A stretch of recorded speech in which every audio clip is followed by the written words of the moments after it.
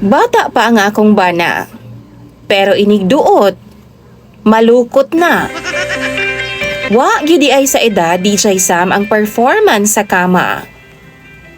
Kay nakauyaban kog edaran kaniadto, maayo pa man. Pero karon ang akong nabana nga 30 tahon pa lang ang edad. Wa naman halos pulos sa ana-ana. Itago na lang ko sa pangalang Caprice DJ Sam. 29 anyos. Tulo ka tuig na kong kasal ngadto sa akong asawa nga tawgon na lang nato sa pangalang Marky. Si Marky DJ Sam, 37 years old pa lang. Kini si Marky, teacher nako ni adto sa high school. Kani si Marky katawanan kayo nga amo ang istorya ani. Kaysa ako nang gikaingon, teacher nako ni sa high school. Pero gaana-ana naming duha. Tagaan lang niyag buluhaton ang ako mga classmates. Tapos kaming duha manggawas ug mag-ana-ana na dayon sa CR. Kada Sabado DJ Sam or Domingo, why palya gyud na. Ana-ana dayon ming duha sa iyahang boarding house. Or usahay mga dumi sa laing lugar para buhaton ng butanga. In short, teen pa lang ko DJ Sam, nabungkag na ko ni Marky. Pero di pud siya ang first nako. Kay before sa iyaha nakauyab naman kog minyo DJ Sam. Amahan na sa ako ang classmate. Kanilaging uso man sa mga bata kaniadto DJ Sam nga maniudto bitaw sa balay sa akong classmate. Tapos ganahan man ang iyang papa sa ako . Nanguyab sa ako DJ Sam o gisugot pud nako siya. Kaysa tinuod lang bet pud nako iyang papa. Ana pud siya nga dugay ra daw siya nga nagagusto sa ako DJ Sam. Ug kung sugton daw nako siya, manlayas daw ming duha. Wow! Biyaan daw niya ang iyang asawa. Oh! Nagpaabot pud ko DJ Sam sa papa sa akong classmate. Pero wa raman gihapon niya biyai ang iyang asawa. Maong ako na lang ang naglikay niya. Ako ana siyang gibuwagan DJ Sam.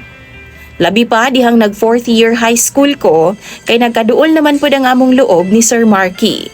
Naging honest ko sa iya nga di nako virgin. Gidawat pud ko niya. Tago-tago lang ang among relasyon kaniadto. Kay bawal man magkarelasyon ang usa ka teacher ngadto sa iyang estudyante. Lain pag tinan-awan ang papa sa akong classmate ato nga time DJ Sam. Kay feeling na ako no gaselos siya. Pero wa ko'y paki. Kay wa ko'y future sa iya DJ Sam. Minyo na siya. Duna na siya'y pamilya. Pila ka tuig nga gibuhat namo ni Marky hangtod nga nag-college na lang ko DJ Sam. Ato gihapon mi. Hangtod dawa na lang ang among communication. Nakagraduate ug nakatrabaho na ko sa kumpanya sa syudad DJ Sam. Hangtod nabalik ang among communication. Gi-add man ko niya sa Facebook ug ako apo siyang gi-accept DJ Sam. Dito na nag-start pagbalik ang amo ang panag-istorya. Bago ni balik sa kinabuhi nako si Marky, pipila na ka mga lalaki ang niabot pud sa akong kinabuhi ug nakalabot nako. Maong di gyud ko maila DJ Sam ug di pud ko maulahi sa performance sa kama. Tuod man gihatagan namong second chance ang amo ang relasyon. Hangtod nagminyo mi sa wa madugay kay paminaw namo suwak kayo mi sa usag-usa. 1 month okay pa ang among bonding sa kama. Pero naunsa bang nagkadugay nagkawa na may gana. Wa na may lami DJ Sam. Wa pagani mi magkaanak nagkakuyos naman ang iyaha. Kana ganing buhi pa og bata pa ang tag-iya pero ang iyaha naguna-una nagkalipong og kamatay.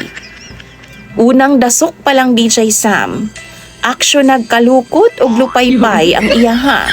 Sige na lang siya pangayog pasensya sa akwa DJ Sam.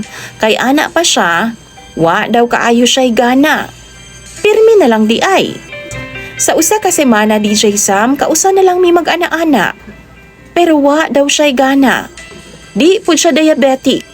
Kay normal man ang iyang sugar. Pero iyahang bunal dili normal. Gusto na baya ko mag-anak unta DJ Sam? Pero unsaon man ni nga pirmi naman lang luyat. Inigdasok daw naa na may mubangil DJ Sam. Ang ihang panit ngas ka ng kunuta. Kay luya naman kaayo iyaha.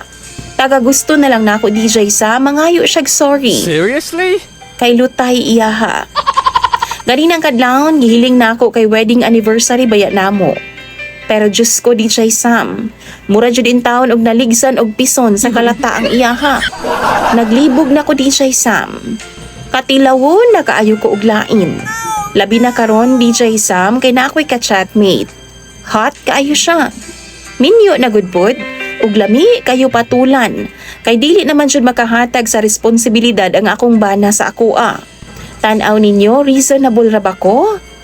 Comment lang daw mo bi sa inyong mga suggestion sa comment section. Magpaabot ko kay ako ng pambasahon. Daghan pud kayog salamat, DJ Sam, sa imong pagbasa ning akong istorya ug problema sa imong programa.